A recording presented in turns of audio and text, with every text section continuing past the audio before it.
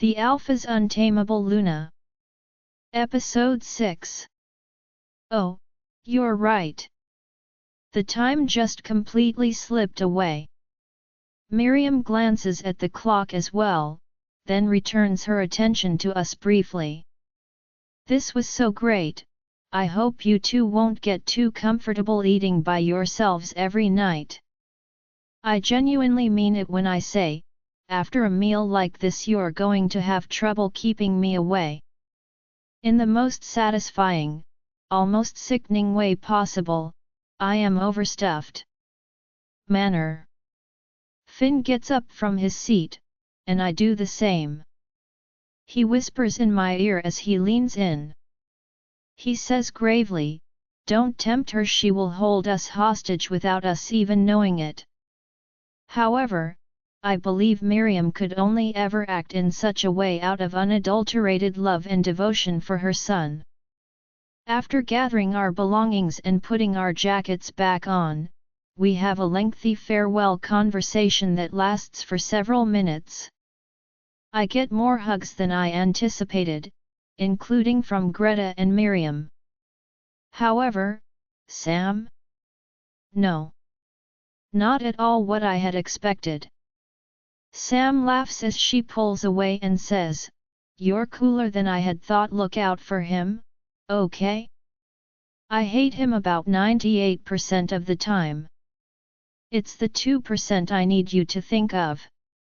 She genuinely smiles and nods when I say, "I'll do what I can. And please feel free to test some of those new desserts you mentioned. I will be a guinea pig for you any day."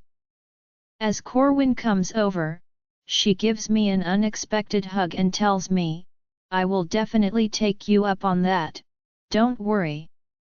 For a brief moment, I am reminded of Tobias, big arms that fold around me in a charming but slightly awkward manner, fatherly as always but still a little rigid around the edges. As we move away, he says, "It was nice to have you, Dahlia. Don't be a stranger." His warm, aged brown eyes say, "Finn is a handful, but I know you can handle it." I'm willing to wager that his eyes resembled Finn's from 30 years ago in that they were steely and hard, leaving only a small amount of space for you to see past. As Finn ages, I wonder if his eyes will also become softer and warmer. I begin to say, "Thanks," and about before, with the striker "I'm sorry that," but Corwin interrupts me with a shake of his head. He says, "No need, really," with sincerity. He gives me a quick squeeze on the shoulder, but I don't respond to his rhetorical question, "You think I haven't seen a wolf or two get lost in it?" That I haven't. I'm just glad Finn was there when you needed it. That's what matters. I turn to see Finn giving Greta a farewell hug, and then I turn back to Corwin and nod. He's correct. I say, "Yeah, he was." "Thanks, Corwin." He simply nods and gives me one final empathetic, perceptive grin. Just as we had arrived, Finn and I walk comfortably hand in hand through the pitch-black woods after leaving the log cabin. However, I feel much less nervous now. I feel as though the void left by losing Serafina, Tobias, and my entire pack has been partially filled. The family I lost won't be replaced by the new one I've found, which I literally stumbled into when I moved to the Dreadmore territory. No one will, and nothing will. Has it, however, offered me any hope that, with time, my grief over my loss will lessen? Indeed. Together with the effects of the man walking beside me, a sweet ray of hope has appeared in the sky for me. He must be aware of how much this meant to me. If he realizes how much I now value him and his family. I'm fine with the possibility that it will only ever be for me to know for sure. The pleasures we enjoy when we are by ourselves have merit. deciding to keep it to yourself out of a sense of sacredness rather than selfishness. Fin as Dahlia slips into our bed wearing one of those silky one-piece nightgowns, I brush my teeth. However, everything she wears cries out to be ripped off of her. Therefore, the manufacturer may not be at fault after all. For what feels like the third time, I mentally relieve the night. The simplicity of Dahlia being there with me and my family, the ease of it all. Everything fits so well. I think the main reason I'm obsessed with it is that I find it hard to believe it went so well. Even though I trusted Dahlia, I was afraid my family's antics would overwhelm her. Hell, I was given a 23-year head start on adjusting to it, and sometimes it's too much for me. But as always, she amazes me. Asking questions, making jokes, and acting as though nothing was important, she spoke to them as if they were old friends catching up. I felt like such a creep, and I couldn't take my eyes off of her. But only because I was having a hard time accepting that all of this was actually happening. We were all laughing too loudly as my mate and I met up with my family and shared stories over a prepared meal. I had almost given up on it as a hazy daydream. I had come to terms with the fact that nothing that happened tonight would ever happen again. Even now, it's difficult to imagine her in our bed, tucked away in those blankets, completely oblivious to the significance of her very presence in my life.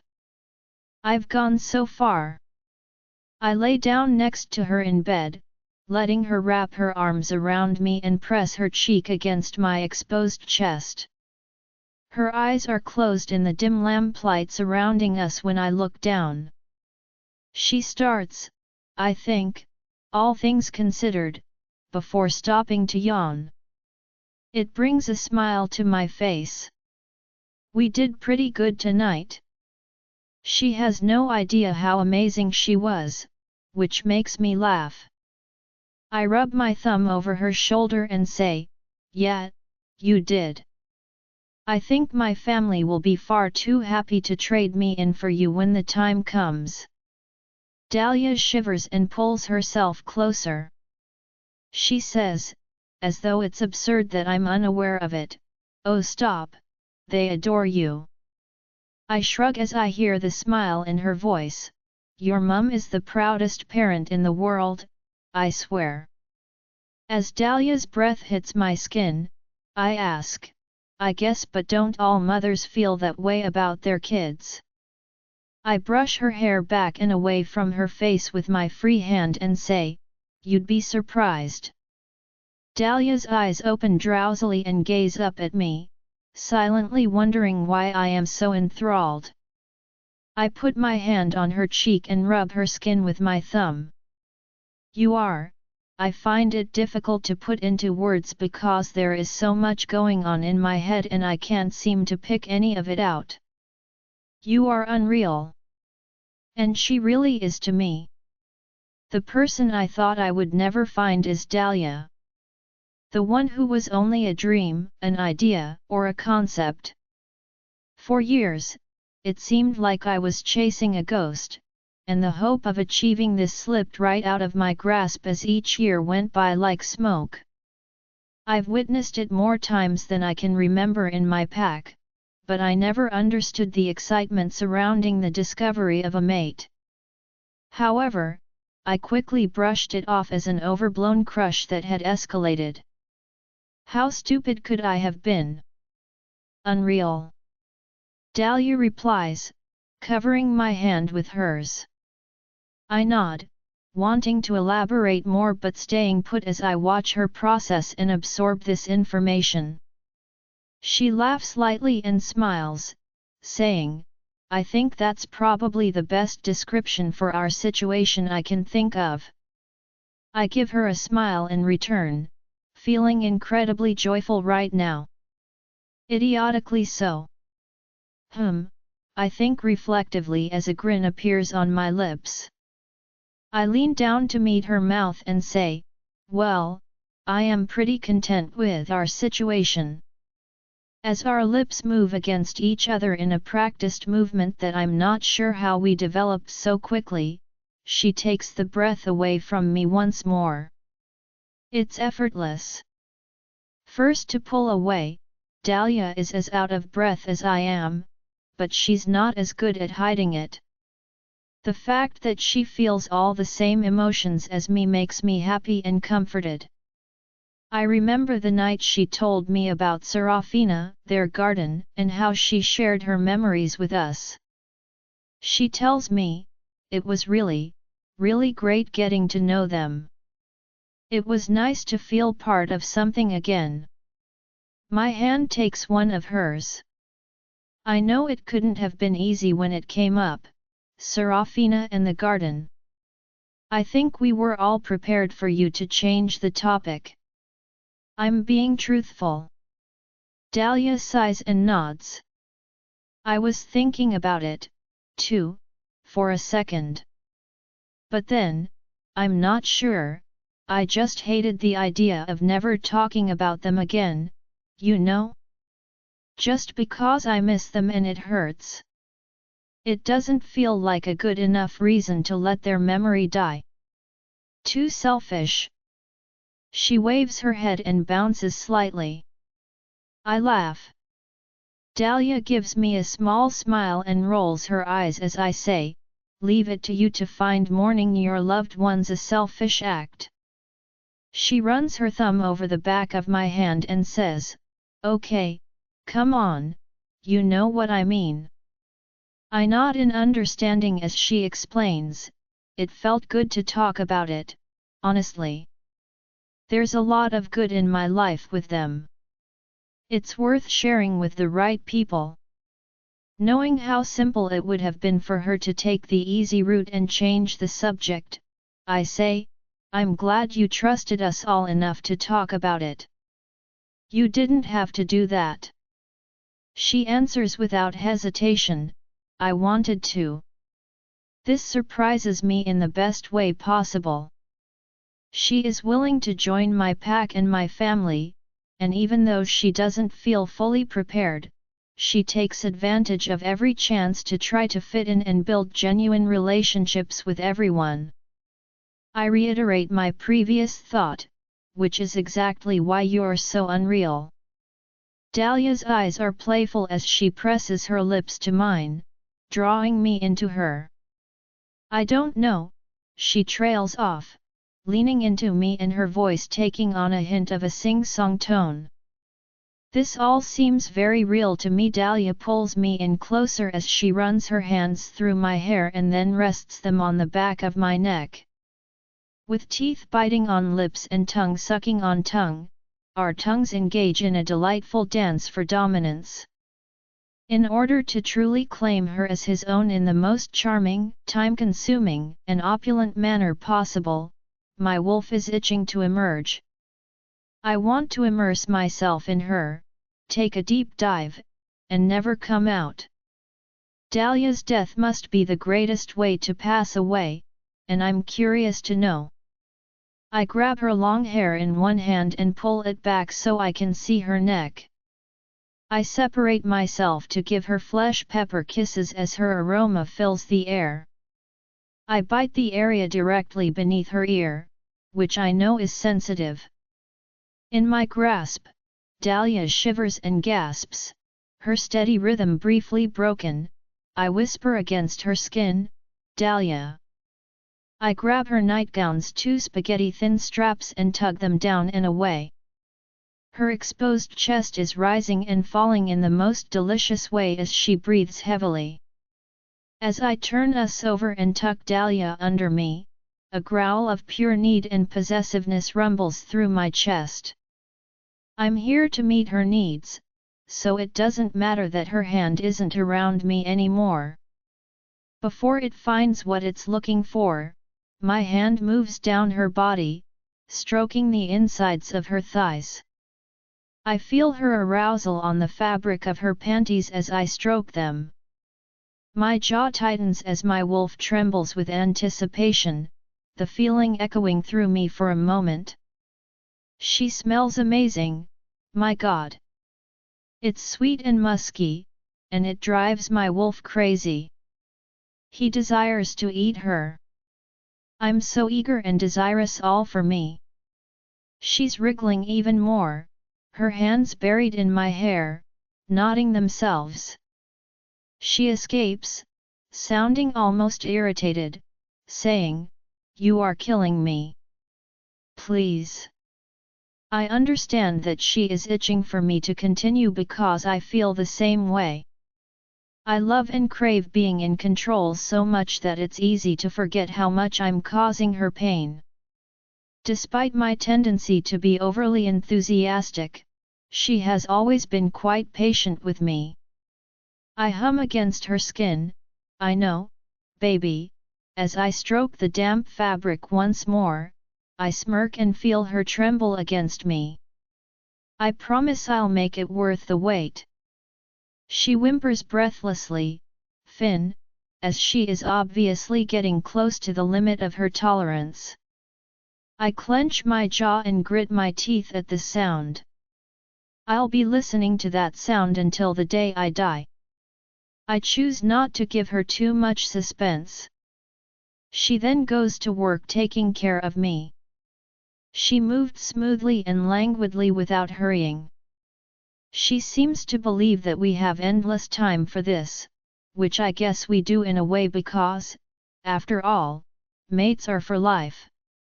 I take her hair in my hands and encircle my fist with the brunette curls. I feel her hum against me as I rock my hips in time with her bobbing movements.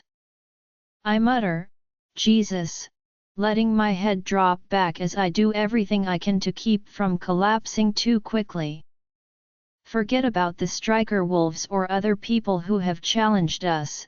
This is the hardest battle I fight every time we are in bed. Dahlia is my fiercest opponent right now. And it doesn't bother me at all. She takes me particularly deeply, and I know that if she goes on, I'll be done for. I feel a shiver run down my spine. She appears hesitant to let me go as I gradually distance myself from her. She frantically tries to plant a couple chaste kisses on my shaft before I remove it from her grasp, but I smile. She straightens up so she is nearly level with me on the bed and says, "I was enjoying that, you know." She smirks a little as she wipes the corners of her mouth. I put one arm behind her to pull her flush against me and say, "I noticed, but you were going to get me too close. And you know you always come first." I press my nose against hers, causing her eyes to flutter shut.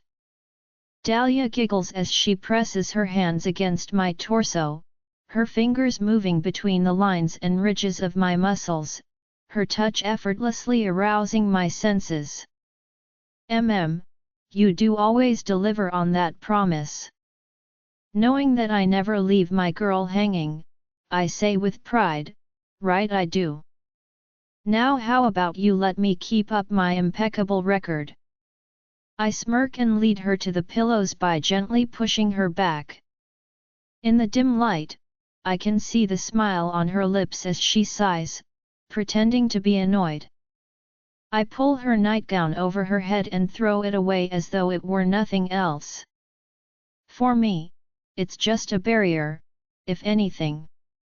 In an attempt to taste her again, Dahlia feels the sensation, and her hips automatically flex upward, causing her to whimper softly in need. It was the sweetest welcome home I have ever experienced when I finally descend upon her. I bury myself in her sweet oasis for an unknown amount of time, lapping at her flesh and fluids, thirsty but never contented. It's all I can do not to tie Dahlia to the bed posts and take her when she arches against the bed more times than I can remember. She writhes further, on the edge, her chest heaving as she says, "Finn," her hand clenches a fistful of my hair as she sits up to face me. Her eyes are untamed and wild. Dahlia lies back with all of her muscles relaxed and exhausted, trembling a few more times. She is blissing out in front of me, as though she has never experienced a higher high than the one I can provide, and I sit up, more than satisfied. I laugh when I hear her exhale, her eyes stay closed, but a smile also appears on her face. I lean over her and laugh as she asks, "Will there ever be a day when it's not this good?" As I plant a kiss on her cheek, I say, "God, I hope not." I say, "I'd have to go on strike." Her eyes open, staring directly into mine with such mischief behind them that I'm almost worried about what she has planned for me. Thankfully today is not the day. However, I can help with this kind of protest. Dahlia is on top of me before I can finish speaking.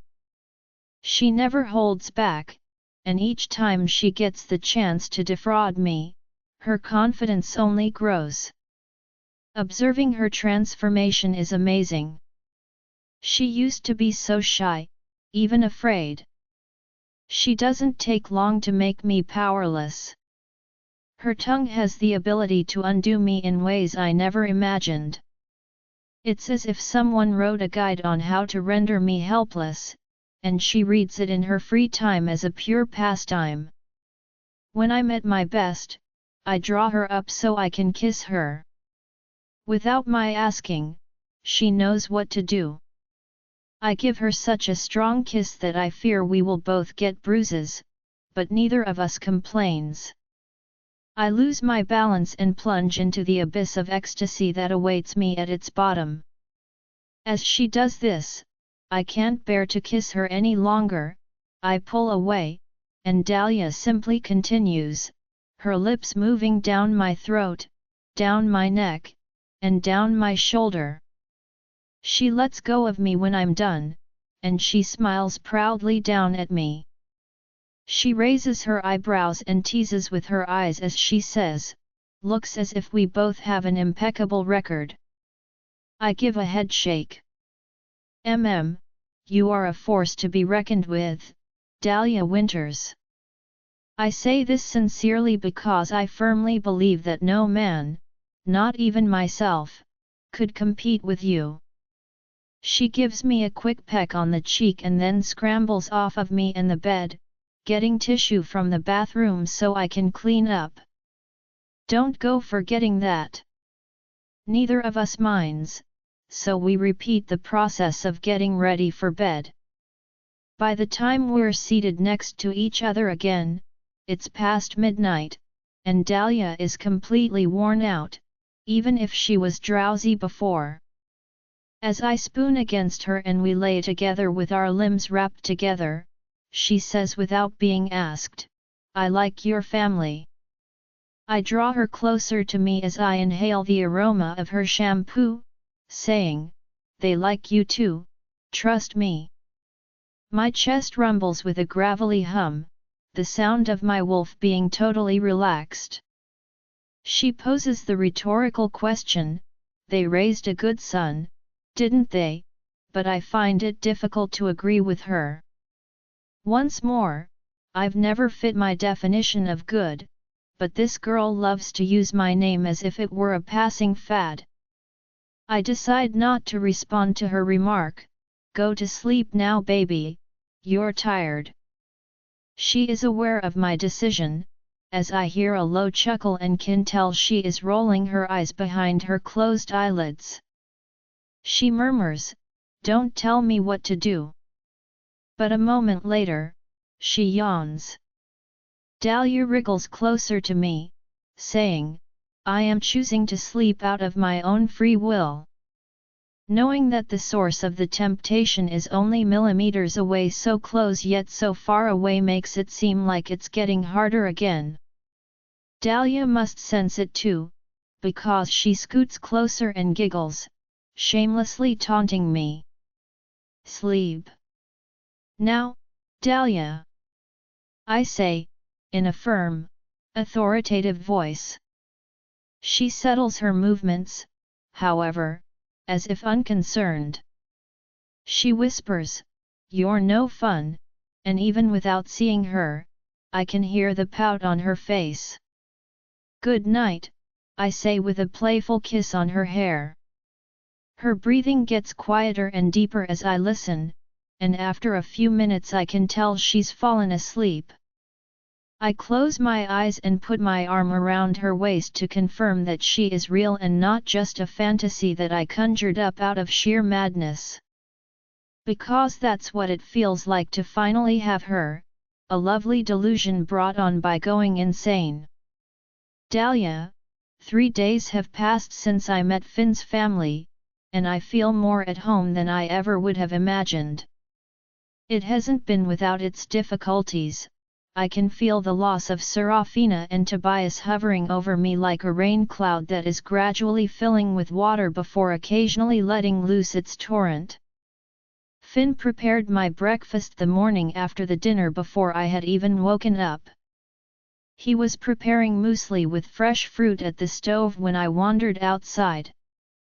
As I rolled out of bed, the aroma of the brown sugar and oats instantly brought back memories of Saturday mornings at Frost Claw, with Serafina humming a tune. She would put the food down in front of me while I was half asleep, laughing and commenting on how late I had slept in, all the while kissing my head without thinking twice.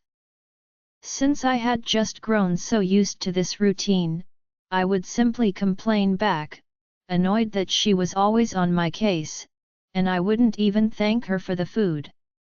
I was so self-centered that I didn't realize how fortunate I was. She had delicious muesli. I don't even know the names of the spices she used, but it seems like Finn does. Because I had a complete emotional breakdown when I woke up that morning and smelt the same sweet scent. The whole thing made me feel awful. He goes out of his way to prepare me breakfast.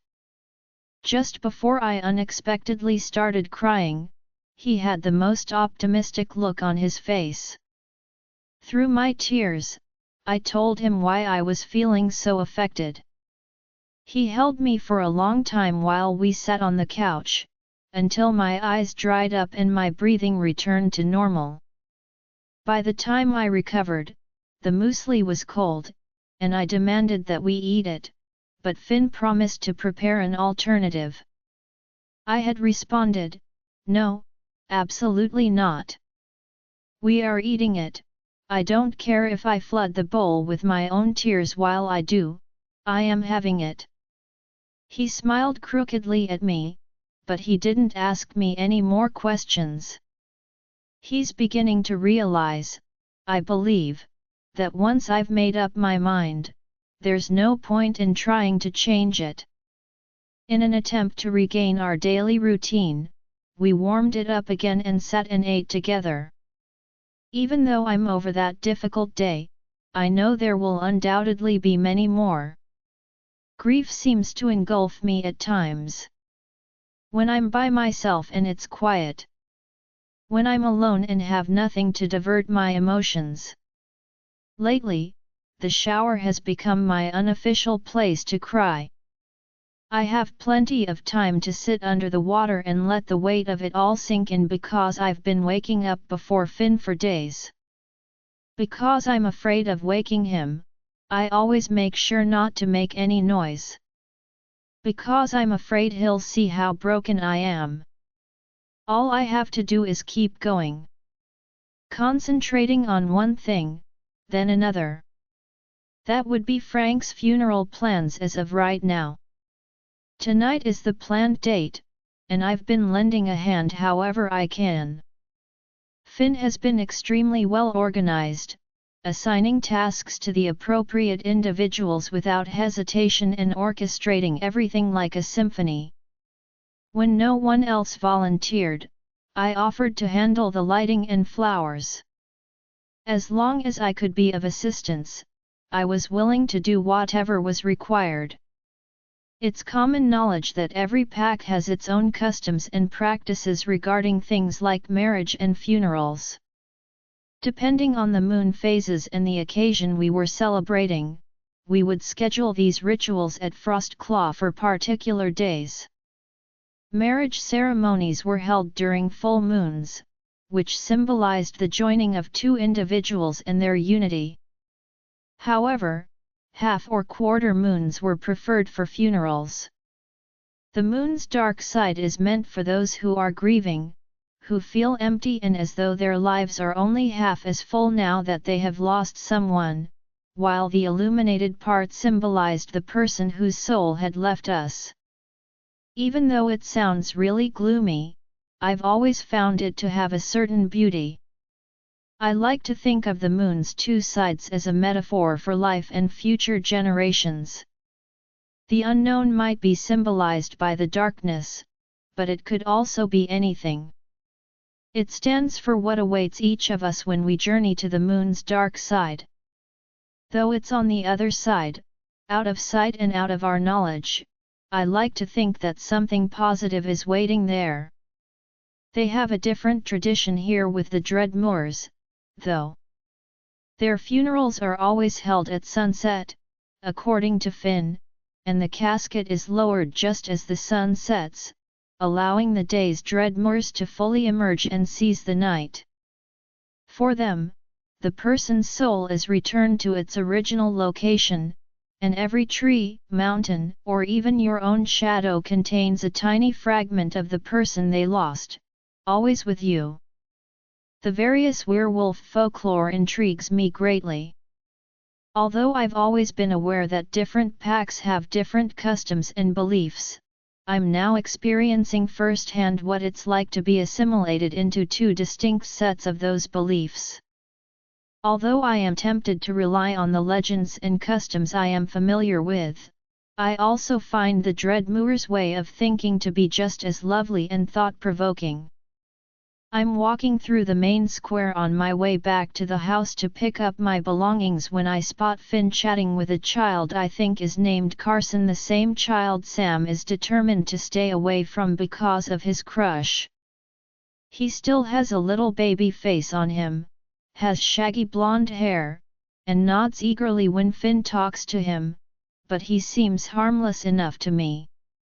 I pause briefly, not wanting to interrupt but also wanting to say hello. Evidently aware of my presence, Finn gives me a quick glance before quickly ending the conversation with Carson. He has that constant smirk on his face, and I would like to have the opportunity to find out what he's thinking at the moment. He walks across the square towards me, looking so good that it should be illegal. The white of his t-shirt underneath his unbuttoned black jean jacket creates a striking contrast. The double denim look usually makes me uneasy, but his black jeans fit him too well for me to be judgmental. As he approaches me, his hand finds mine, and he leans in to kiss my cheek. I say, "Well, fancy seeing you here. Since early this morning, we haven't seen one another." Finn left before dawn to conduct perimeter patrols and ensure that the strikers wouldn't breach our lines once more. Even though they are only 8 hours apart, it feels like twice that. He says, "Hey, what are you up to?" and I instantly feel like there are curious pack members watching us. I'm not surprised because most of the people here still don't know me, so it goes without saying that their alphas showing me love will draw attention. I look in the direction of the coffee shop and say, "Just wrapped up at the nursery with Brittany. Off to go pick up the flowers we ordered. I was going to go see if Nova is free to drive me there." "It's in town." Finn gives a head shake. I raise an eyebrow when he says without hesitation, "No, don't bother. Take mine, the keys are in the dish beside the door." As Finn laughs and shakes his head, I smirk. "You're not worried about my driving skills, and the possible damage I could do?" He interlaces our fingers and asks, "Should I be?" I respond, Of course not. Finn's cool face breaks and he lets out a laugh as I say, I'm an excellent Finn, very safe. I'll make sure to bring it back in at least 3 pieces, easier to put back together that way. His smile wanes as he glances around the square. Look at you, thinking ahead. He's obviously aware that people are taking notice. I state the obvious, attracting Finn's attention and making him look back at me. They want to know who the weird new girl is, and why their alpha seems to like her so much. He gives a sympathetic nod. Yeah, I bet they do. This is a total first, they've never seen me so much as look at a female with any kind of interest, let alone be seen doing this. His gaze falls on our hands. I feel a tingle on the back of my neck at that very moment. Someone's eyes are making my wolf's fur stand on end, detecting an enemy before I even see them. As I scan the square, my gaze lingers on Jarvis, who has a chilly stare fixed on me. Her makeup is flawless, her golden blonde hair falls in waves, are much more contained now than when I first saw them. The sight of Finn touching me in public makes her look really angry. Her attractive face is twisted into a disgust I have never seen before. Maybe she'll realize Finn is off the market if I shout at her from the other side of the square and ask her what in the world she's staring at. I tighten my jaw, resisting the impulse to give in to my instincts for territoriality. Recalling our conversation topic, I turn back to Finn and ask, soon enough, right? We have some other things to take care of before all the formal introductions are made. Finn agrees and nods. With a note of worry in his voice, he says, you're right, not that I am trying to put it off, you know that. I nod and smile gently. I reassure him, don't worry, I know. I better go though, the flower place closes at 4. Jarvis's gaze is still blazing into me like a hot iron. All I want is for her to back off, understand the message, and politely acknowledge her role in this. However, it seems like I'll have to deal with this in a less responsible manner. Finn's expression changes to one of bewilderment as I put my arms around his neck. With so many people watching us, I'm anxious, but we have to do what needs to be done. Finn asks me, puzzled, what are you doing, but still puts his hands on my hips. I tilt my head slightly towards Jarvis to include him in the conversation, saying goodbye, and sending a message. Finn must be aware of her presence even though he doesn't look. He shakes his head and laughs. He draws me a little nearer to him and says, am I really being used to make her jealous right now? I thought you understood she means absolutely nothing to me. I try not to smile as I shrug and say, I know, but she isn't picking up on that. I'm just going to give her a little reminder of the fact her alpha has a mate now, and he isn't on the menu. I laugh and shake my head when he says, I didn't have you pegged as the jealous type. As Finn's grin widens, I clutch the collar of his jacket and rub my thumbs over the denim. That's because I'm not. It's less about jealousy and more about respect, she needs to stay in her lane. His eyes tease me, as if he finds the entire situation hilarious, and he says, well, prove your point then, Luna Dahlia. I draw him closer to me, covering my mouth with his, and savoring every moment of it in the hopes that Jarvis will realize what she isn't supposed to have and isn't permitted to have. Finn was meant to be with me, not with her. Finn pulls me flush against him as he flexes his arms around me and smiles in defiance of the kiss. I groan uncontrollably, and we both become engrossed in the moment. My skin flushes, and I can no longer wear my light jacket and shorts because they're too hot. I take a slight step back, realizing that many other pack members are also observing, in addition to Jarvis. Finn appears overly content, as though he had been waiting for this opportunity to be displayed to the world. Finn also had his chance to prove to all the men here that I'm not someone to be pursued, so I guess I wasn't just claiming him as mine. When I notice that everyone is staring at us, I say, "Oh, okay," and then I turn back to face Finn. When I say, "That was something. I'm gonna go now," I get a little rush of adrenaline.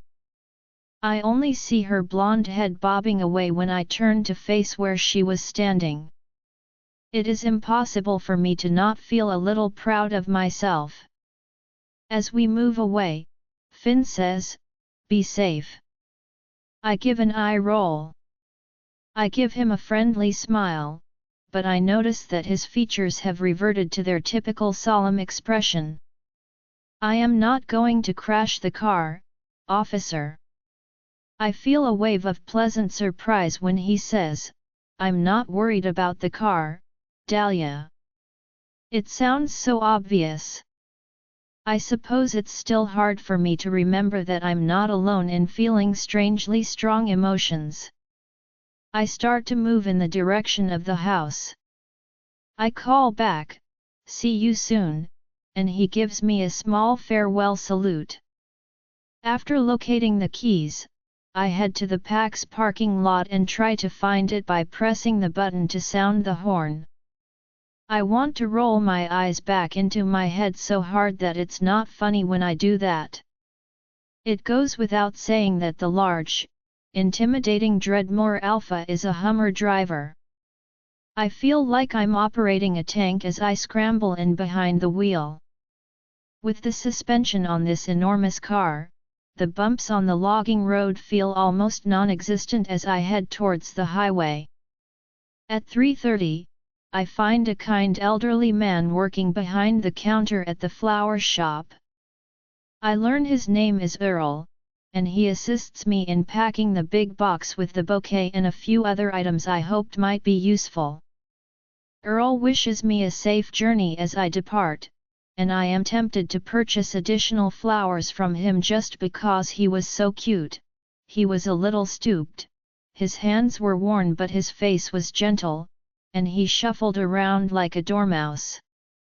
I bring the box back to the funeral home, where people are already occupied and idly strolling around. As the sun sets tonight at 8:37 p.m., I see Miriam and Corwin occupied with arranging folding chairs, all of them facing west towards the grave. "Hi Dahlia," Corwin says when I get there. He graciously comes forward to help me lift the bulky box. As Corwin places it close to the front row of chairs, I say, "Hi, thanks."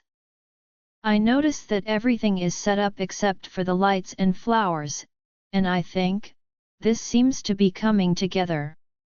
It's likely that the flowers will be the final task. Frank's family and loved ones will lay them on his casket just before it is lowered. With a difficult-to-read expression, Corwin nods, "Yeah, nearly there."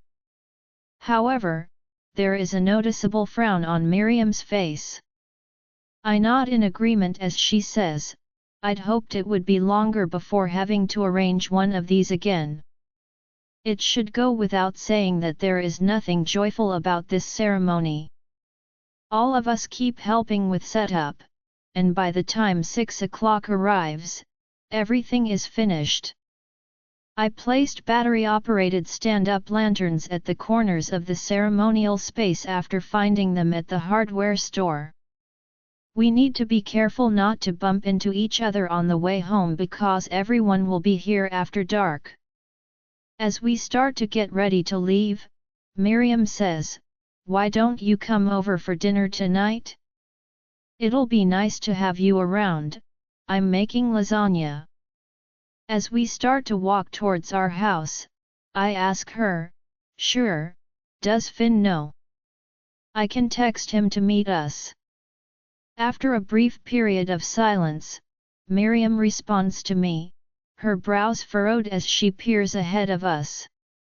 I frown as she says, "Finn won't be joining us. He needs time alone before events like this. It's always much harder on him than he lets on." The idea of him grieving alone, without anyone by his side, makes my heart ache a little. He wants to be strong for everyone all the time. I try to tell him it's not possible. Alphas feel just as much as the rest of us, if not more. She lets out a breath. He's still getting better at that side of the job. I nod, wondering whether she had any similar experiences with Corwin in all the years they spent together, ruling and leading a pack.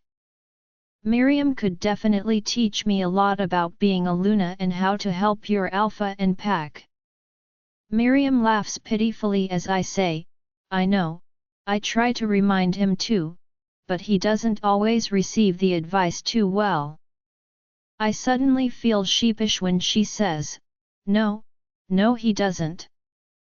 But if anyone is going to be able to get through to him on that, I'd put my bet on you." I keep my eyes on the ground and feel my cheeks warm as she looks at me for a moment, then says, "I have to say, Dahlia, I haven't seen him this well in years." Miriam continues. Her brown hair falls over her shoulders as she shakes her head in dismay, saying, "When Corwin stepped down, and Finn became our alpha, he put so much pressure on himself. He was so worried about upholding the pack's reputation, not letting anyone down, he forgot he was still allowed to be the person he always was before becoming alpha.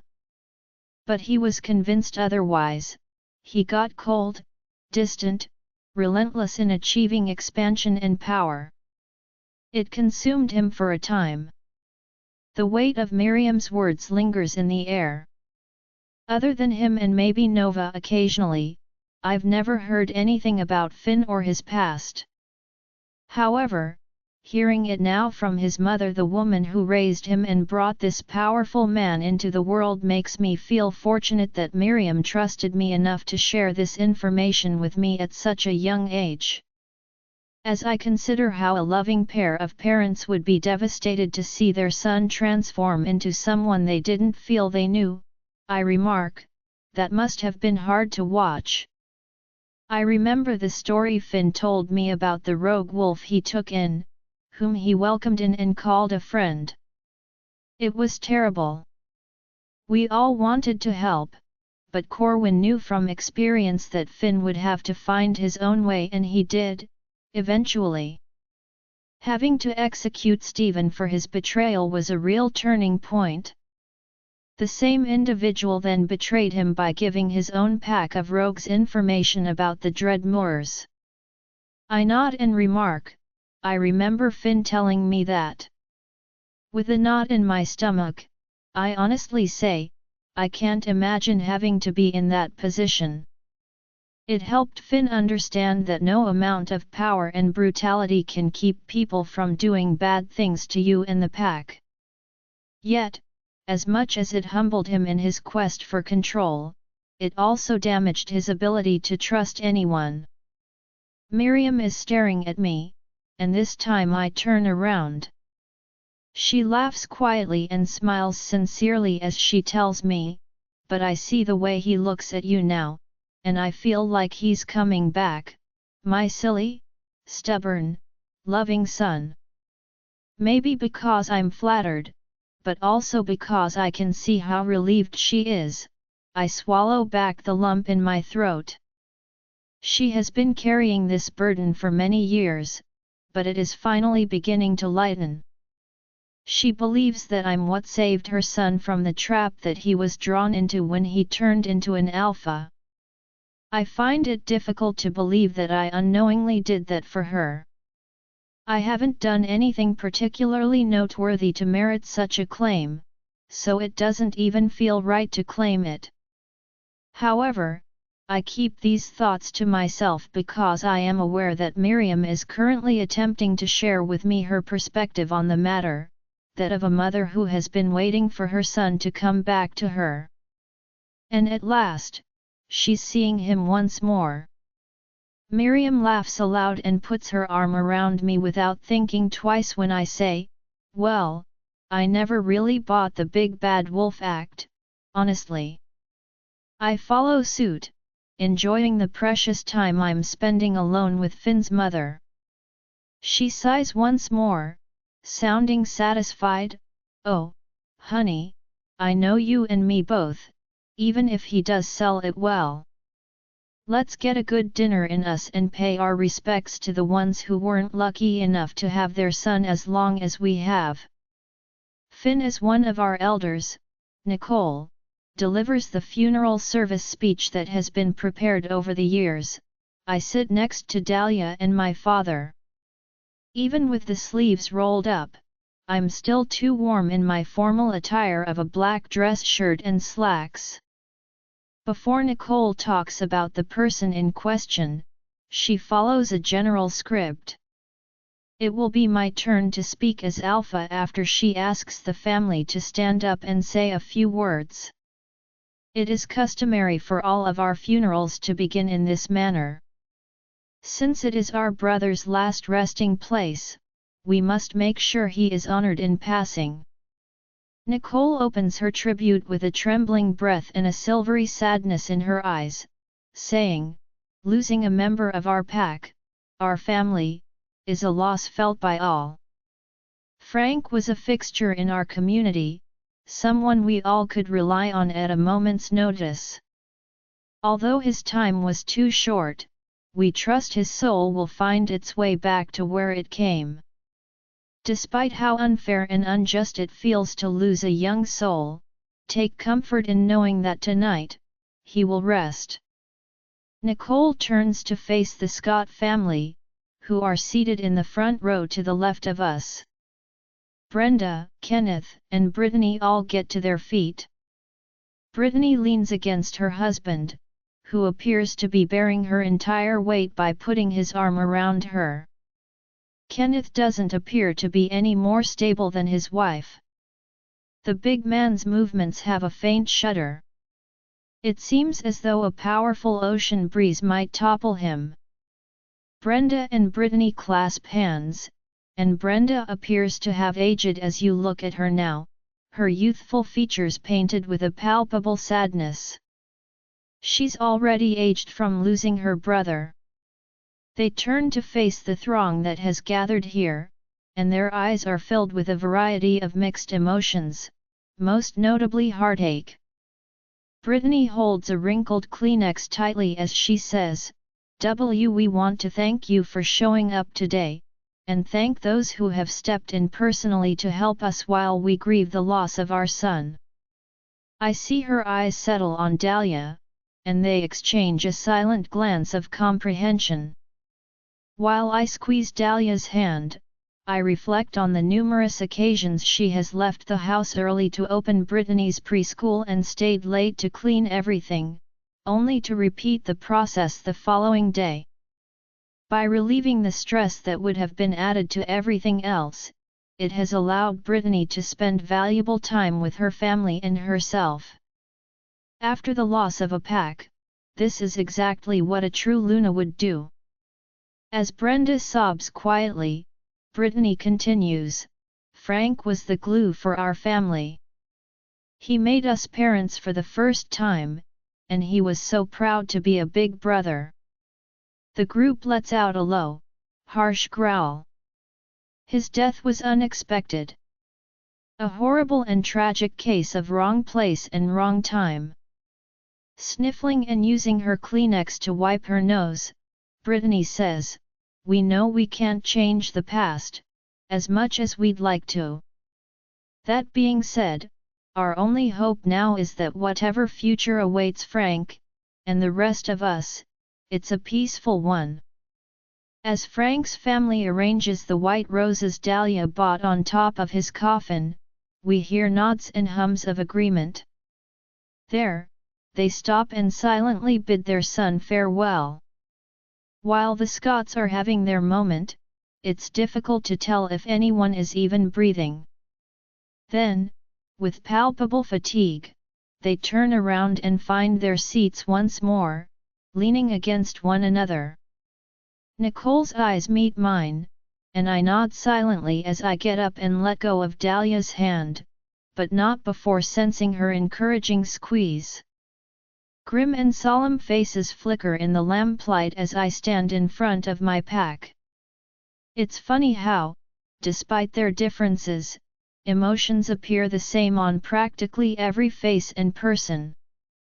Nothing separates us once you start to peel back the layers. It's all the same muscles pulling and stretching over the same bones. With a quick glance at the Scott family, I begin, there's not much anyone can say to lessen the pain of losing a loved one, I think we all can agree to this. My voice reverberates over the rows and rows of people gathered, who are now shifting uneasily in their seats. However, I do want to assure you all of one thing. The future will be peaceful, but it will likely come with further bloodshed. There is a hush of murmuring among the crowd, and I clear my throat to get attention once more. The pack we encountered that day has now been identified, and I am seeing to it that more information is gathered. Action will be taken to ensure their defeat, and in turn, peace for our own. In the meantime, Frank Scott deserves a place in our thoughts. And his family, any help you can offer. Tonight, we mourn him. Tomorrow, we avenge him. Taking a step back, I sit down and put my hand on Dahlia's thigh. I feel a little less rage and disappointment in myself when she puts her own hand over mine. The frustration of not having that striker alpha's head on a platter by now, and the disappointment of being too late to assist Frank. The sun, which is now only a sliver behind the trees, sinks lower as some of the larger pack members proceed to lower Frank's casket. It's really just well wishes for him to find peace in the dread moors, to rest, and to leave this old world behind in order to welcome a new one. Nicole is standing beside the grave, whispering something like a prayer. Nicole concludes her remarks by saying, "Born from the dread moors, we return to them." Her voice is lifted to reach the very back rows as the sun completely sets and Frank's coffin vanishes. The entire pack and I repeat to Nicole, "Born from the dread moors, we return to them." Dahlia doesn't say anything, but I briefly meet her gaze and notice that there is both curiosity and melancholy in her blue eyes. I am aware that she is unfamiliar with our methods. She told me what Frostclaw used to do after I had previously explained to her the specific customs of the Dreadmoors surrounding such matters. They approached it in an intriguing manner, I must admit. I was captivated by the idea of the moon's dark side. I like the lyrical significance of it. The only sound during the extended period of silence is the churning of the ocean waves. As we all sit here in silence in collective mourning, the sound of familiar sighs breaking the shore is a tiny consolation. Dahlia's hand reaches out for mine, and I quickly take it and intertwine our fingers. Nicole nods to me after a short while, and I get back up to say a final word. Frank Scott rests now. Look to each other for support, do not hesitate to ask for a listening ear from one of our elders or myself. We feel this loss together, and we will heal together. Thank you for being here. I see people getting up from their chairs and moving out of the cemetery and back towards their houses. As feet shuffle across the grass, voices whisper to one another, Far away, the first notes of crickets' chirping song are audible. I look at Nicole, who is wearing a big, oversized red shawl with one end draped casually elegantly over her shoulder. I frown and clench my jaw as I catch a glimpse of Frank's grave in the corner of my eye. Thank you for contributing to the service, Nicole. I know none of the elders enjoy being the one to sign up to lead these things. With her long grey braided hair and grey eyes now looking silver, she responds, I am glad to have been of help to you, Alpha.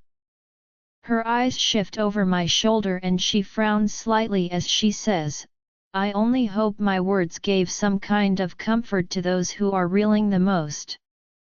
Although it seems you already have someone more than capable of providing such comfort. I follow her gaze and see Dahlia holding the teenagers so tightly that you'd think they were blood, with Brenda wrapped in her arms. As Dahlia lets go of Brenda and turns to embrace her as well, Brittany leans against Kenneth and sniffles. I watch as Kenneth puts his hand on Dahlia's shoulder in appreciation. The sight of this fills me with pride, grief, and rage. Naturally, I still want Alpha Ezra's head on a spike. Or, better yet, between my jaws. However, it is a real testament to Dahlia's commitment as Luna to see her embrace the Scots with such candor and encouragement. Even though she hasn't received official recognition as such yet.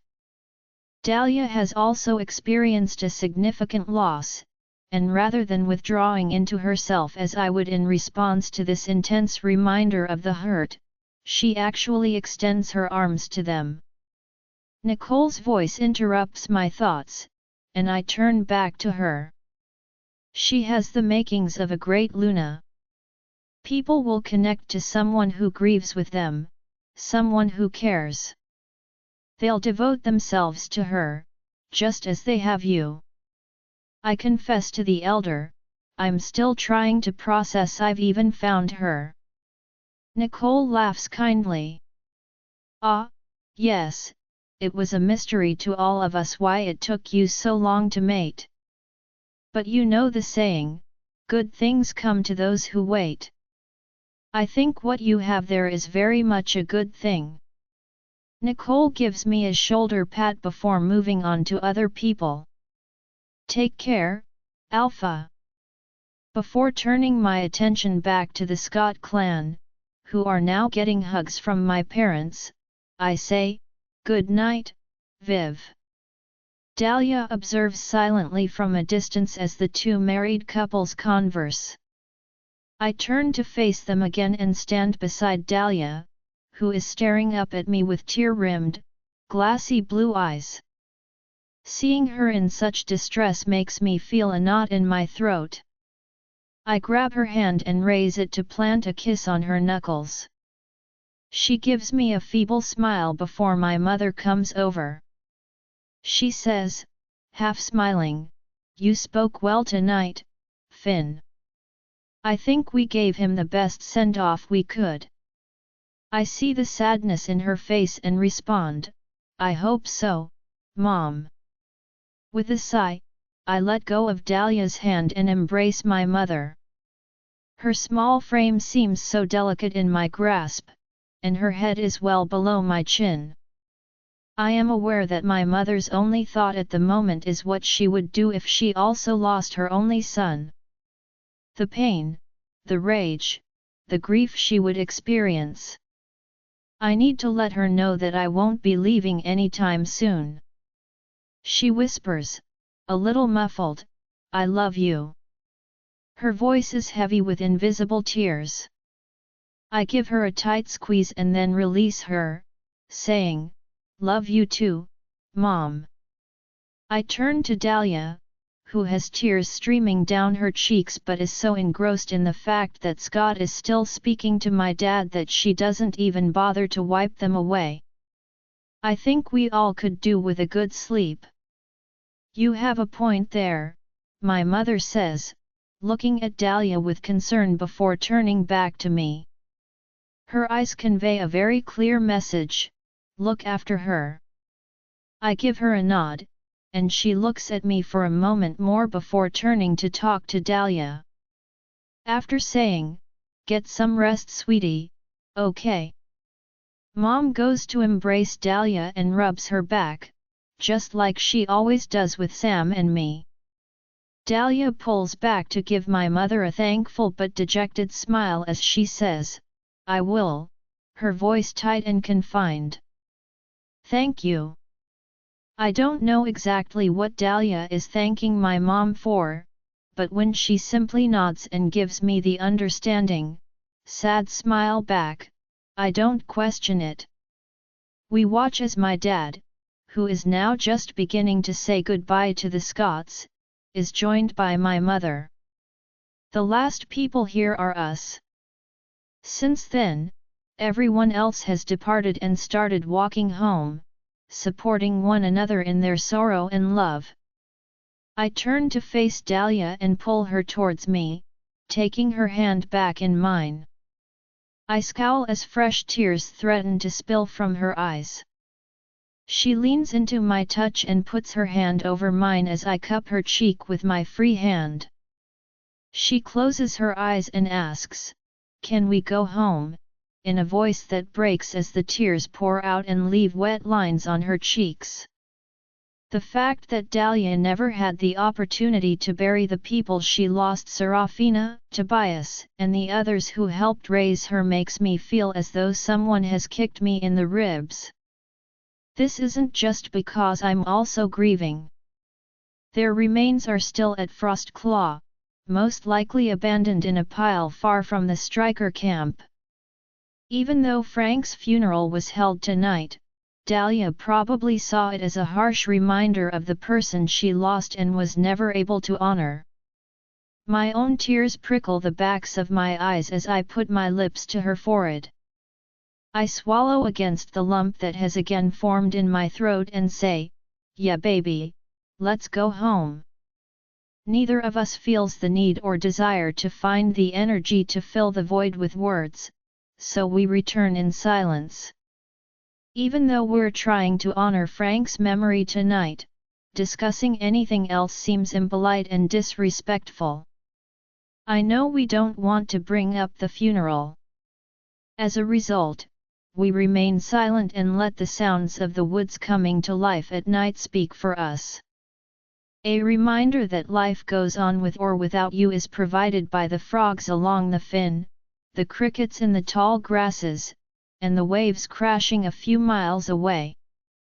The waves, crickets, and frogs don't stop for anyone. The knowledge that your time on this planet is rather meaningless may seem depressing, but it is also consoling to know that things will continue as they always have. Dahlia immediately goes to the closet to change out of her black coat and dress as soon as we enter the house. In the meantime, I go to the loo to give us a bath. Right now, I believe we both need some relaxation and hot, steaming water. She calls out to me from the closet, "Finn." I hear her grunt of effort as I re-enter the bedroom, a little amused to see her reaching blindly at the zipper, just a hair out of reach. "Can you please get this zipper for me?" I can't reach it." I smile carefully and say, "If I'm good for anything, taking off clothes is one of them." She gives me a small laugh, but I can almost hear her rolling her eyes at the same time. I pull the zip down and she asks, "A bath?" Through the slit in the fabric, I catch a glimpse of her olive skin, and I remind myself that this is the least suitable moment to allow my desire to overpower me. "Yeah," I say as I assist her in slipping the dress off, allowing it to collect at her feet. I put my hands at her waist and kiss her shoulder, saying, "Go get in, I'll be there in a minute." She says with ease, "Okay," and walks out of my grasp to enter the bathroom. As she settles in, I hear the tiny splashes hitting the tub a few moments later. I get up and start taking off my clothes, throwing them on the back of my desk chair. After that, I quickly locate the candles Greta made for me for Christmas one year in my kitchen. Although I regret not using them, I haven't yet found a situation where I felt it was appropriate to do so. For me, the women I had been sleeping with prior to Dahlia never represented romance and intimacy, which is what candles represent. It was just sex, never romantic. Distracting, mindless sex. As I light two of them, I shake my head slightly to get the thoughts out of my head. Right now, those girls are so far from being a priority. Dahlia is the only thing I want to concentrate on right now. For the sake of me and everyone else today, my dear girl has been making a valiant effort to keep herself together. But beneath the surface, I can feel it, her own loss and grief, which she has managed to suppress into somber nods and quiet, polite tears. Setting the candles on either side of the large tub, I head back to the bathroom. As the water fills, Dahlia sits in the center, looking incredibly small with her arms encircling her knees. Only the bottom of her hair, where it has been dipped into the water, is slightly damp. She looks up at me and blinks while I flip the dimmer switch to make the room darker. She says, laughing lightly, "I might fall asleep if you make it that dark," as I approach the tub and position myself behind her. Sincerely, I say, "That's fine, I'll carry you to bed." I spread my legs out in front of her, seeking solace in the steaming water that is perfectly scorching my skin. I can hear the smile in her voice as she says, "Don't tempt me, I might just do it." As I picture the situation, the corner of my mouth twitches. I pulled her back and against my chest with my hands on either side of her. She relaxes against me and into the water as she unfurls from her balled-up form. I put my head on her wet shoulder and put my arms around her. For a moment, neither of us speaks. I breathe her in and close my eyes, becoming more comfortable with her every minute. We both desperately need a few minutes of nothingness, I know. We need time to catch our breath, process, and recuperate from the day's events and the days that preceded them. It wasn't my first time planning a pack member's funeral, so I knew I would feel this way, but it was Dahlia's first Dreadmore funeral and the first since the strikers destroyed her entire pack. Today was hard. When I hear these words, my eyes pop open. In the hopes that it will somehow ease her pain, I flex my arms around her and squeeze her warm, wet body against mine. I concur. Yeah, it was. I hesitate, fearing that I might say too much and push her over the edge.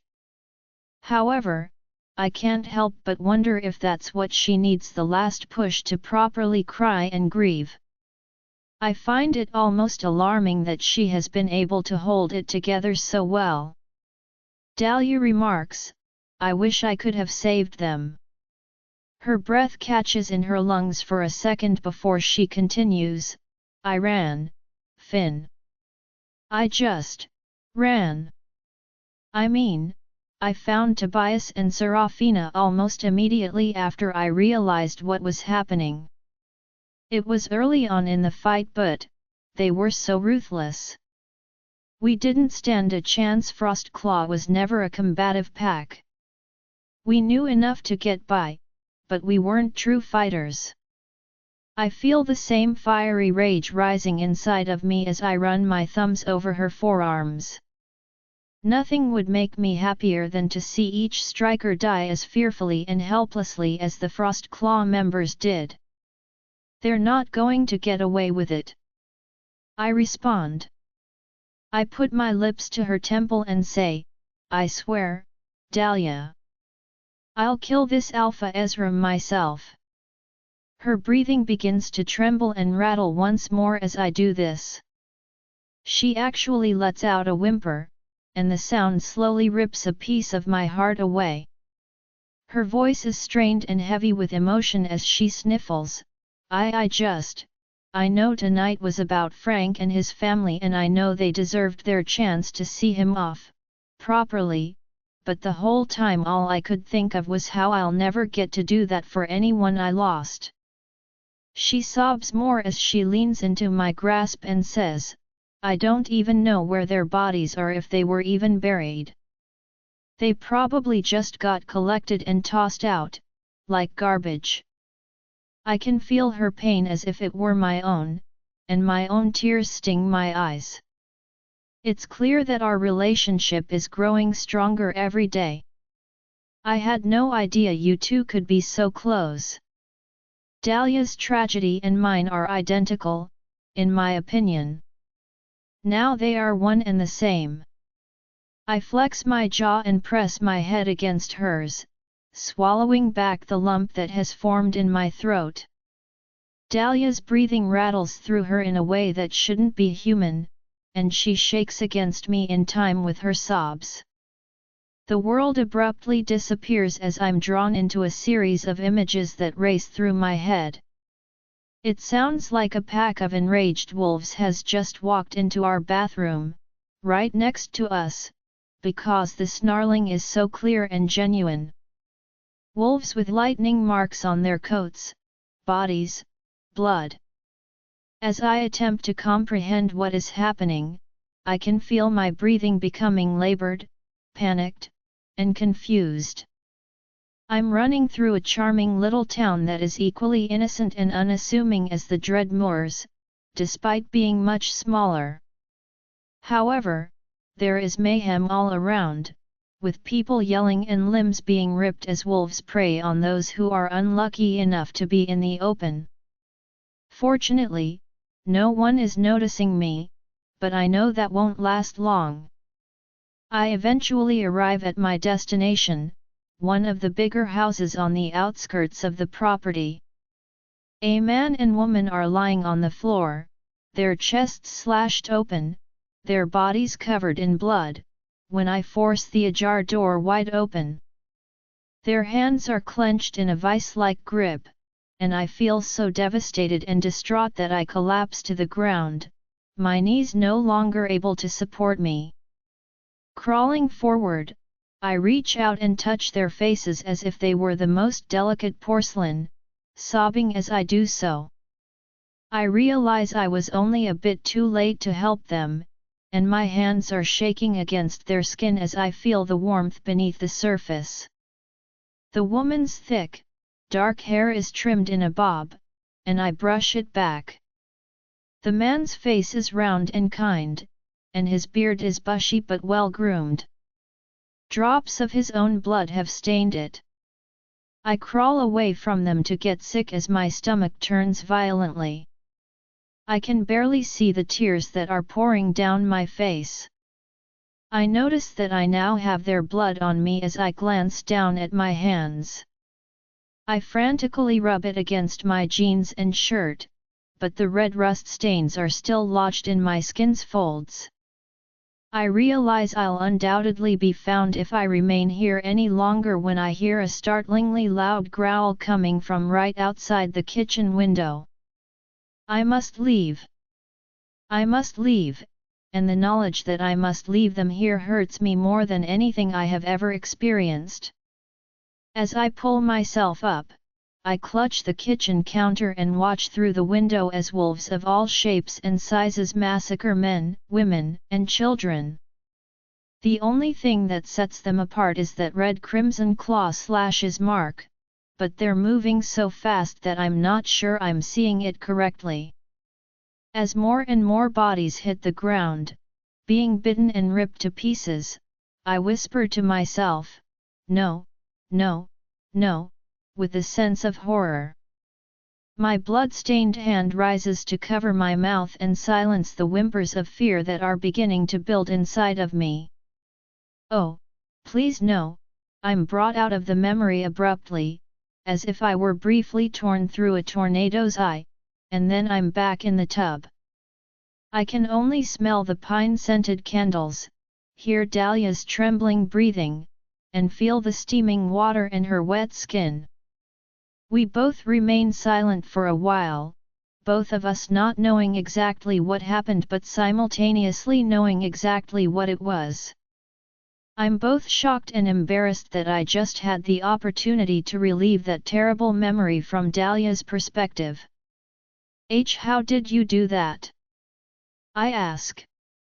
Dahlia moves to meet my gaze directly, saying, She confirms my impossible suspicion by saying, I honestly don't know. That's never happened to me before. We just mind-linked while human. Even though I would like to think that I am knowledgeable about werewolves and their abilities, until 2 seconds ago, not a single cell in my body believed that this was even possible. This is unlike anything I've ever heard of. I tearfully and redly wipe her cheeks. God, Dahlia, I never would have known that was what it was like for you, unless I'd been able to. I'm shaking my head. I'd been able to see it like you did. As Dahlia takes my hands in hers, her lip quivers and she looks away from me. Her eyes dart back up to mine, so glistening and brimming with tears. Now you're the only other person who actually understands what happened that day, and how it feels to be the only one who survived. She breaks down in tears and asks, why me? The sight of her causes my insides to become tangled and twist in on themselves. I draw her close to me, holding her so tightly that I briefly fear I might be hurting her. I can tell she doesn't mind, though, when she gives me the same strong embrace in return. The lump in my throat reappears, and I feel my chest tighten. I don't know, baby, I don't know. With Dahlia's mind-linked memories replaying in my mind as though they were my own, I say, there isn't a reason in the world good enough to justify what happened, and why it had to be you. They are now, in a sense, mine. A sob interrupts her as she speaks into my shoulder. I am sorry, I'm not trying to make today about me, I swear, She wipes her eyes and brushes her hair back as she pulls away. I never want to have what happened at Frostclaw to happen anywhere else. We have to stop them, Finn. I cup her face in my hands, feeling more determined and purposeful than I've ever felt. I promise you, we will. I promise, Dahlia. Leaning into my hands, she sniffles and closes her eyes as more tears silently spill onto her cheeks. I draw her close to me as I feel my own tears welling up and, for the first time in my adult life, I don't hold them back. Because I don't want to worry Dahlia and because I know that she needs this moment to cry, be held, and let go of everything she's been holding in, I only let a handful fall. I wish I had known how awful it had actually been. Yes, I had pictured the scene a number of times, but I had no idea what it would be like to see the actual thing through her eyes. To experience that kind of nightmare as though it had been me. My stomach churns once more, but this time it's accompanied by a wave of unrelenting resolve. I now realize that the universe allowed Dahlia to cross my path in some strange and perverse way, not only to be my partner but also to assign me this task. The strikers have already demonstrated their true animalistic and savage nature, and now that I've witnessed their brutality and unforgiving force, as well as what they can do to an unprepared pack, I can't possibly allow them to continue existing, even if they weren't a threat to the Dread Moors. The only alpha who can stop them is me. Dahlia, I can easily navigate the outer tree line of Frostclaw, the place that used to be my home, as my paws patter soundlessly against the forest floor. While Maddox, Jace, and Corwin remain in formation behind us, Finn is on my right flank and Nova is on my left. We made the decision that it was time to return to Frostclaw and investigate. Convincing Finn, again, that I should take the lead on this took 2 days, and setting up meetings with everyone and organizing ourselves took an additional day. Yes, we had the opportunity to make it happen sooner. However, Finn and I were aware that everyone was still in shock over Frank's funeral, and it didn't feel appropriate to brush off their sorrows so hastily. Stay alert, we're about a half-mile away. Our fur begins to stand just a little bit on end as I say this to them via our mind link, and I sense a jolt of tension in the air. We're all 10 times more vigilant now than we were on the way out here, waiting for a striker or several to show up. As I guide them through the trees, I get the most unnerving feeling that I'm not at all at home here. Before the attack, of course, I was, but now this place feels strange, the trees and bushes seeming familiar to me only in a dreamlike way. It's as if I've seen them before, a long time ago, and I've practically lived another life. I guess that's all true in a way. Before the attack and meeting Finn, I was truly living a completely different life. I've joined the Dreadmoors, doing the unimaginable. Hell, I'm going to be the pack's Luna leader, protector, and possibly even killer. Even though everything is so different from the straightforward life I had before, I can't imagine living any other way right now. The smells of pine, squirrel, sweet grass, and more are carried forward by a gust of wind from the north. Hold on. I halt abruptly as a fresh, distinct scent reaches me, warning. It smells of wet dog and something almost like metal. Behind me, everyone stops, rigid, ready to strike. Instinctively, my fur stands on end and bristles. Okay, that's Wolf. It smells like the bastards. Maddox complains in a telekinetic manner. Keep low, for another 20 feet or so, the trees will hide us, but then it's just shrubs.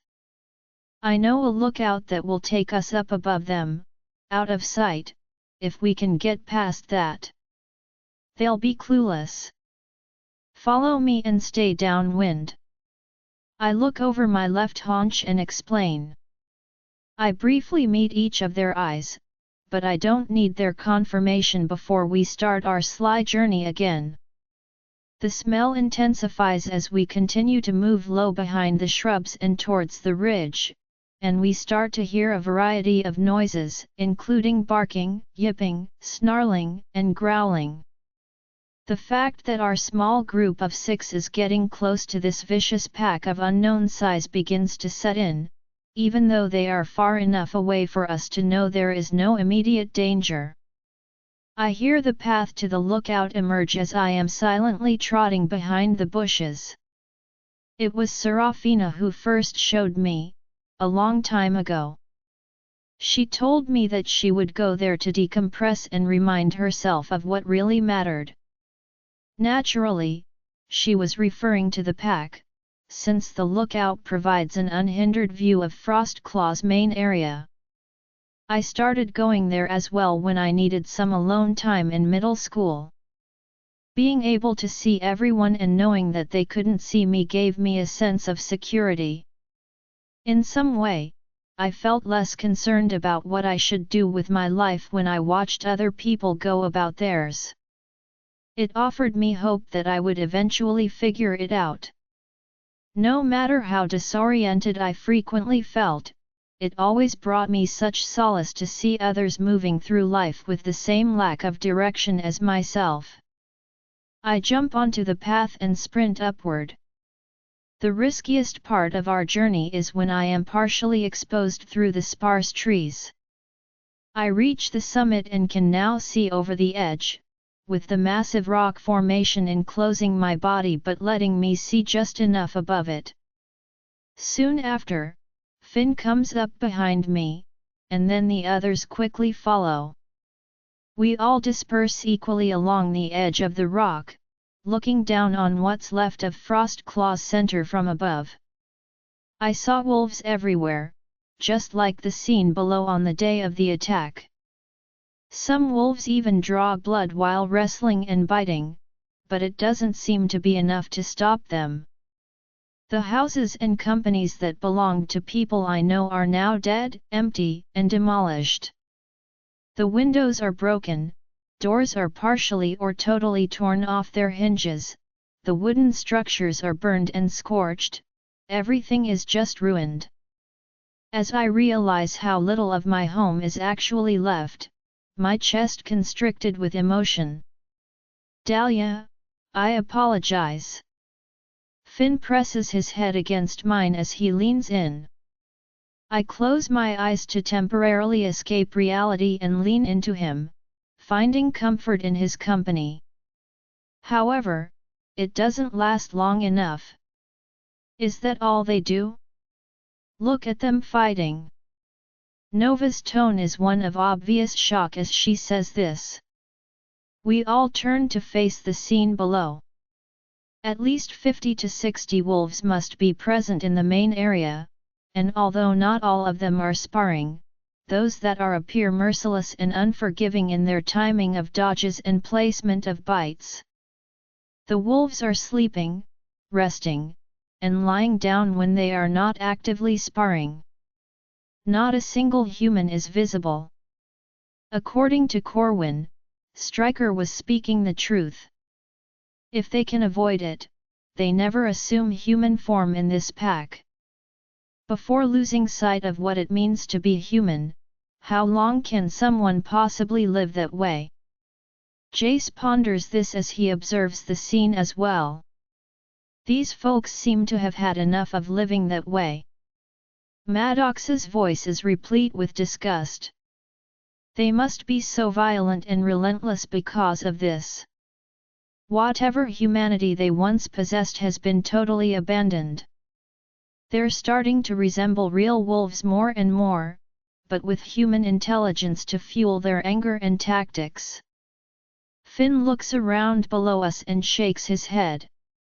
Even if they are good fighters, there aren't nearly enough of them here to challenge us.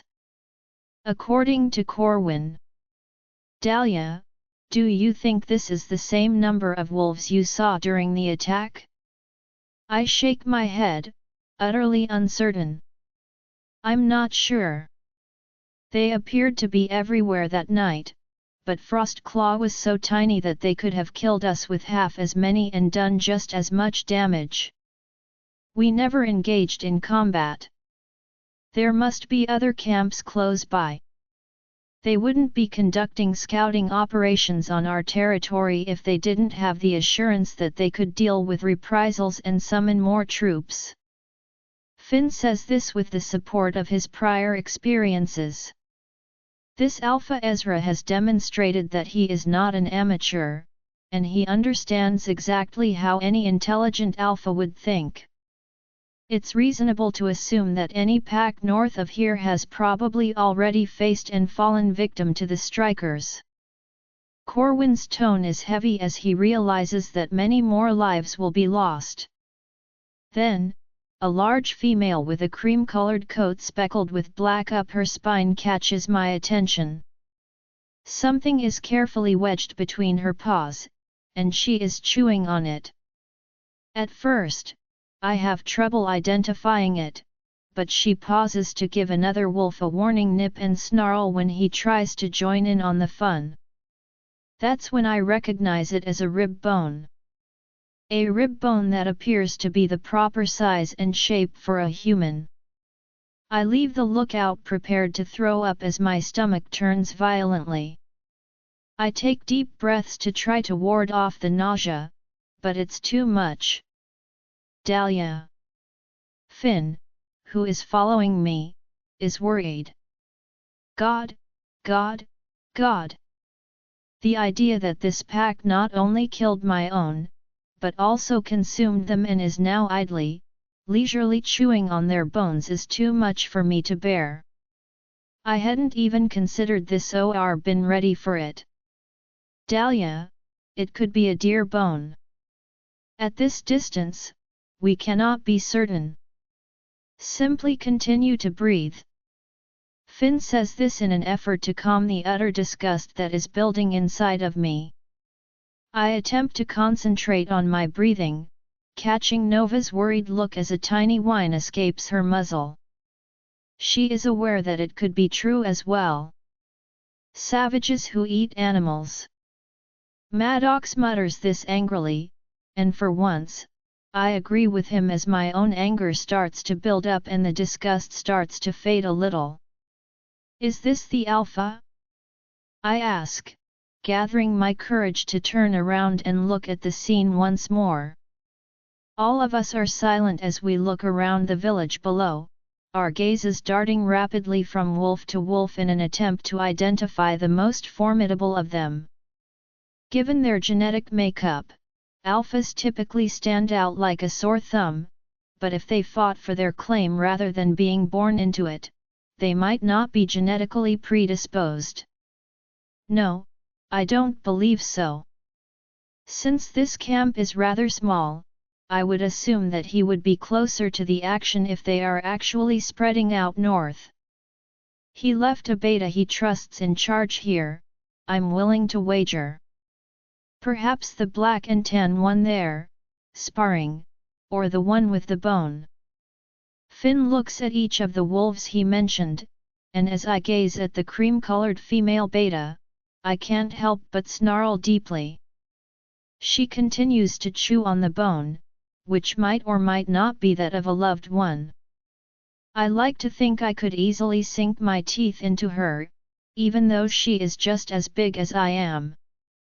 Maybe that is arrogant, or maybe I am becoming so enraged and ferocious that any striker, no matter how powerful, would be easily taken out by my crosshairs if they challenged me. Whatever the case, this is helpful. It's crucial to observe their numbers and behavior outside of combat. We can better prepare to fight our enemy the more we understand them. As his sage eyes scour the remains of Half Moon, Corwin nods his big head to himself.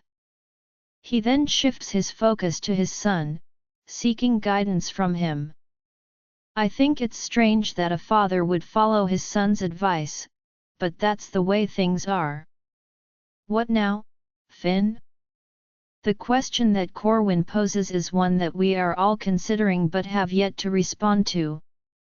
That's the purpose of an alpha. Our borders must be strengthened. We should start setting up some traps if they are constantly in this wolf form.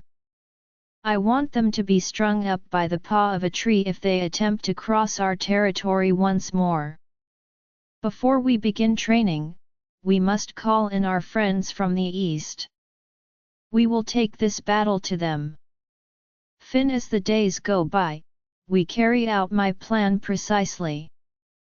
In addition to increased patrols, our borders are fortified with concealed traps that will undoubtedly trap any striker who ventures too near our territory. Back east, where the Dreadmore movement began decades ago, my father and I get in touch with our detachments. Their support is confirmed to us, and as soon as they have gathered their fighters and supplies, they will be moving towards us. The town gets busy getting ready for their arrival, which is just a week away. They are given temporary housing while the blacksmiths toil over hot coals to create armor for our already present fighters. To ensure Dahlia's set would fit perfectly, I measured her myself. I knew long ago that she wanted to be on the front lines with me, as much as I would like to keep her off the battlefield and as far away from the conflict as possible. While fighting is not common among Lunas, it is possible. They are typically the strategists and the alphas are the ones who carry out the plans. How we were able to mind link that day in the bathtub while in our human forms still amazes and perplexes me. I've mentally reviewed it numerous times in an attempt to come up with an explanation, but I'm still utterly perplexed. Last night, as Dahlia fell asleep in my arms once more, I made the decision that I had to do more than merely ponder. I had to look into it and find a solution. Dahlia hasn't seemed overly interested in the entire situation, at least not as much as I believe I have been. However, she has so much going on that it's easy to see why she seems to have forgotten about it. I keep walking along the path towards the Elders' Council building, lifting a heavy, drooping cedar branch out of my way. Our most knowledgeable and esteemed pack members reside here, and they also congregate here in the event of a dispute or significant decision. The council is a component of the democratic system we established in the 1900s under the leadership of my great-grandfather. He believed that the nearly constant mutinies and rogue wolves and or packs were caused by the dictatorship system alphas had been using for centuries. After that, those rogue packs would continue to cause more mayhem and fatalities. It wasn't, he realized, that packs were naturally violent and untamed. With no counsel, no other viewpoints, and no concern for whether his pack suffered or prospered, one member was making decisions that would affect everyone. Without the council and elders, I am aware that I would have made some extremely foolish and careless decisions. Although werewolves are not immortal, if we are fortunate enough, we age slowly and live a long life. We have an elder who is almost 121 years old. However, because Dreadmore alphas are born with a huge target pinned to their backs, my family has the terrible fate of dying young. It doesn't always keep us safe, even though our legacy is one of intimidation and fear. My great-grandfather and grandfather were both killed when they were quite young. Even though my great-grandfather Killian was no longer alpha at the time, he was assassinated in retaliation. Then my dad's father, Joseph, was killed in a pack fight. Despite their eventual victory, the Dreadmores were devastated by the loss of their alpha. When my dad became alpha, he was just 19 years old. I detest giving the thought of how many years I have left too much thought. When I do, I see an hourglass in my head, upside down, with a small mound of sand at the bottom where some of the sand has slipped through the crevasse. The sand appears to be falling out of thin air and onto the pile. Only the sand that has passed through the hourglass is visible to me.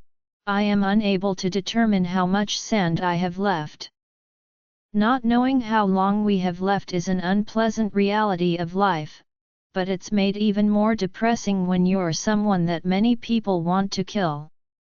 As I open the building's door and enter the council building's common area, I push the thought from my mind. Numerous windows let in light, particularly the skylights in the vaulted ceilings. The space is filled with the cozy scent of cedar, which calms me down. With the exception of Nicole reading in front of the fireplace, Warren pacing the kitchen, making a cup of coffee, and Nico and Isaac playing chess at the window, the room is quiet and largely deserted. As I walk into the room, I feel every eye turn to me, and I give a little welcome smile. I see Nico and Isaac nearly get to their feet in respect and greeting, but I stop them with a hand gesture. I merely say, "Please, I don't mean to interrupt." I then observe as their muscles all ease back into their spacious armchairs. Nicole's voice grabs my attention, and I turn to face her. A welcome interruption, if anything, Alpha Finn. She wears glasses on the end of her nose, her long grey hair in a braid over her shoulder, and her grey eyes, which appear particularly silver behind the frames. When I get close to her, I say, "Nicole, hi. Good book." A tiny smile tugs at her lips as she shrugs. "It's one I've read many times. An old favorite, you could say." She responds. She can see right through my attempt at a friendly conversation, asking, "Is something troubling you, Alpha?" With a sigh, I reach into my pockets. I chuckle as I say, "You never are one to beat around the bush." Nicole's head nods almost imperceptibly towards the chair across from her, and her eyes move from mine to it. Following her advice, I move the wooden rocking chair closer to myself and take a seat across from her. She closes the book and places it on the table next to her, bookmarking her page. With a soft yet supportive tone, she asks me, "What's happened, Alpha?" I take note of the hand-crocheted, multicolored shawl she is wearing. Beyond reading people and books, Nicole has another talent. I ask, glancing around the room at the chess players and Warren drinking his coffee while absently glancing out the back windows. "It's sensitive to get into, Viv. Can we step outside?" Nicole gets up from her chair and gives a silent nod. I do the same, trailing her to the back door that opens onto the outside and a well-worn dirt path. When we get to the garden, the crops are well kept and glowing green in the summer afternoon light. There is no one in our immediate vicinity who has not returned to the building yet, so we are alone out here. Nicole walks over to the bench on the garden's edge and settles in. As I do, I feel a real weight pressing down on me. Nicole asks me, "So, what is it that has you so occupied?" and I bite the inside of my cheek as my mind races with ideas at a speed that seems to be accelerating. I purse my lips and say, "It's Dahlia." Nicole's piercing eyes search me. Something happened the other night that I didn't know was even possible. I came here to see if maybe anyone would know more about it. I try to clarify. She nods in response to my previous remark, "That does seem rather sensitive. I assume Dahlia doesn't know you're here." I confirm, feeling guilty for going behind her back, "No, she doesn't." But if she isn't also concerned about this, is it really going behind her back? I'm just doing this because I care. Dahlia would ask me about this, and I would never lie to her. Holding her gaze, I try to convey how desperate I am to keep this private, even if it turns out to be unnecessary. I don't want this to go too far, Viv. Maybe I'm being cautious for nothing, but I can't have any rumors starting up about her when she just got here. It's been almost a month now, I can tell she's settling in. I don't want to jeopardize that. Nicole smiles. "Have you known me to be a gossip, Finn?" and I can't resist smiling back. One of the counselors I trust the most is Nicole. She has known me my entire life and gave my dad advice before giving me advice. She's one of the few people I fully trust in this place. I look into her eyes and see no sign of dishonesty in her kind but weathered face. "I know you, Viv. But I can't help but want to stress that this doesn't go beyond us. At least not until I've gathered enough information." Nicole says gravely, "You have my word, Finn." Satisfied, I nod. I say, "Thank you," and then I get straight to the point. I tell her, Dahlia and I managed to mind link while human. I then observe Nicole's response. I'm not sure what I was anticipating, but I do know it wasn't seeing her eyebrows rise to the point where they nearly blend into her hairline. Slowly, as if to herself, she repeats, while human in an attempt to comprehend.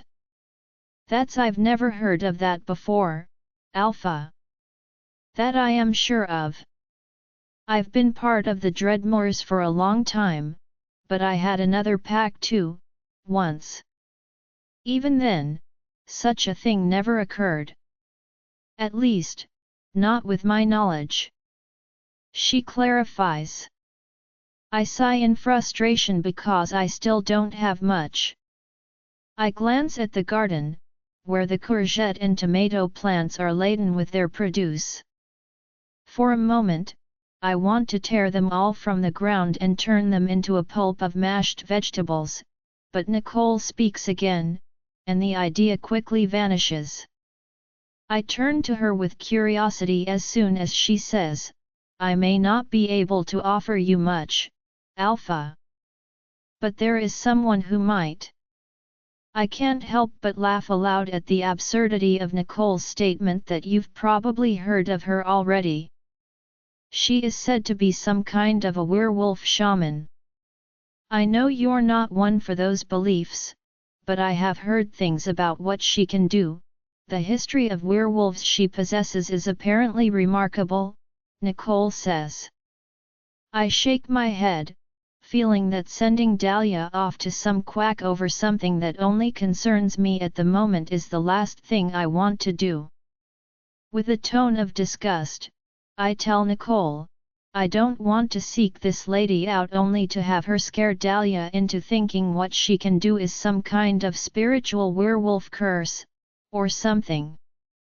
A tiny smile tugs at the corners of her mouth as she says, rightfully so, Alpha. I can appreciate you wanting to protect her. Nicole adjusts her shawl as a slight gust of wind blows in from the west, carrying with it the salty air of the ocean. She is your mate after all. Your protective instincts are already high being an alpha, but where your mate is concerned, even more so. I run a hand through my hair in frustration and say, I just don't want to make a big deal out of nothing, Viv. I ask her, genuinely uncertain if my involvement in this issue is totally needless. I can't go scaring her when she's only just really beginning to open up to me. I don't want to wreck what we've started building. Do I let this go? Nicole shrugs and smiles knowingly. She sits back and looks across the garden, watching the stellar jays swooping down and pecking at the dirt. You know I can't tell you how to make up your mind on these things, Alpha Finn.